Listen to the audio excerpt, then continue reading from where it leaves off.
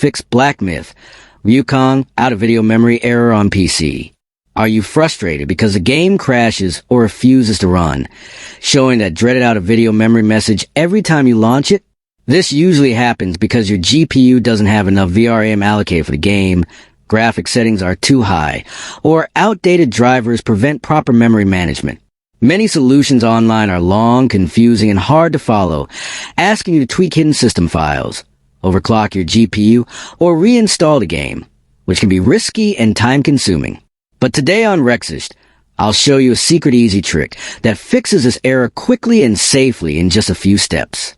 First, we'll lower or optimize in-game graphics settings to reduce VRAM usage. Then update your graphics drivers so your GPU handles memory efficiently. And finally, adjust virtual memory settings in Windows to provide extra support for the game. This method works on almost all PC setups, keeps your save files safe, and doesn't require advanced technical knowledge.